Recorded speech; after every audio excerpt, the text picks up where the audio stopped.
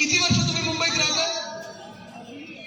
जन्म इथला, आई वडील इथलेच, म्हणजे पिढ्या आपण इथे राहतो ना.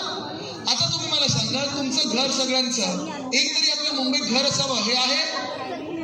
तुम्हाला वाटतं की तुम्हाला ह्या मुंबईमध्ये जर तुम्ही उद्या मंत्रालयात गेलात आणि सांगितलं की माझं नाव अदानी नाहीये, माझं नाव अमुक अमुक आहे, तुम्हाला एक तरी स्क्वेअर फूट मोफत मिळणार आहे?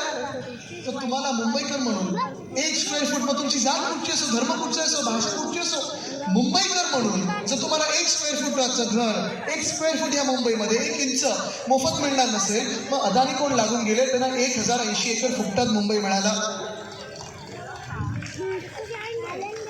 सोपं गणित आहे. बरं, ते जे त्यांनी बनवून ठेवलेले भूत जे आपल्या डोक्यावर आता बसलेलं आहे, 540 एकर धारावीमध्ये, बाहेरचे 540 एकर, ते बाहेरचे 540 एकर म्हणजे कुर्ला येतं त्याच्यात, मड येतं त्याच्यात, एरंगळ येतं त्याच्यात घाटकोपर येतं, विक्रोळी येतं, दहिसर चैकनाका येतो, दहिसर येतं, अजून कितीतरी, म्हणजे एवढे भूखंड त्यांनी घेतलेले आहेत. आणि इथे भूक थांबलेली नाही, अजून पाहिजे, कारण भाजपने हे ओळखलेलं आहे की मुंबईला केंद्र शासन करू शकत नाही.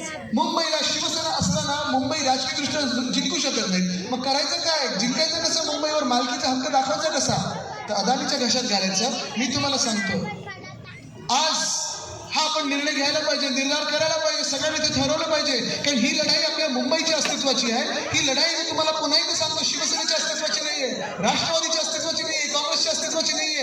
ही लढाई राजकीय नाहीच आहे, ही लढाई सामाजिक आहे. ही लढाई मुंबई आणि महाराष्ट्राची आहे. जर तुम्हाला महाराष्ट्राचं नाव अदानी राष्ट्र करायचं नसेल तर तुम्हाला महाविकास आघाडीला मतदान करावंच लागेल.